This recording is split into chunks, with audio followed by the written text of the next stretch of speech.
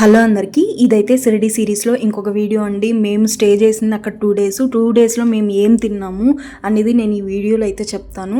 నిజంగా మన ఫుడ్కి అక్కడ ఫుడ్కి చాలా చాలా డిఫరెన్స్ ఉంటుందండి. అసలు మేము కొత్తగా ట్రై చేద్దామని చెప్పేసి చాలా దగ్గర ఫ్లాప్ అయ్యాము.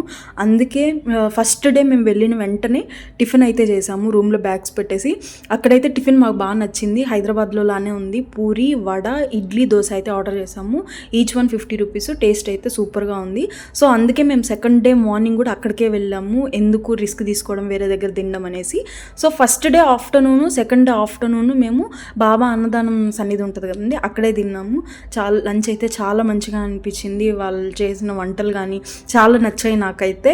తర్వాత నైట్కి ఫస్ట్ డే నైట్ వచ్చేసి మేము టిఫిన్ అయితే ట్రై చేసాము.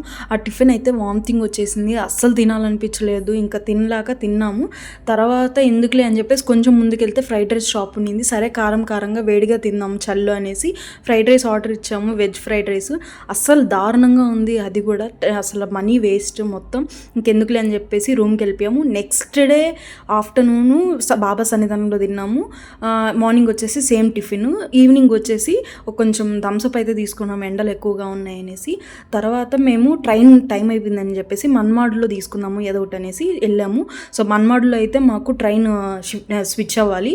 షిరిడి నుంచి మన్మాడు వరకు ఒకటి, మన్మాడు నుంచి హైదరాబాద్కి ఒకటి. సో అందుకని మాకు కొంచెం టైం ఉన్నింది. అక్కడ మన్మాడులో బయటికి వెళ్ళాము. న్యూడిల్స్ అయితే ఆర్డర్ చేసామండి. అసలు దారుణంగా ఉంది. అసలు అది న్యూడిల్స్లానే లేవు, వామిటింగ్ వచ్చేసింది. తర్వాత స్టేషన్లో నాకు కొంచెం మిక్చర్ కనిపించింది, అవి తిన్నాను. అది కూడా దారుణంగా ఉంది. అంతే ఈ వీడియో. Thanks for watching.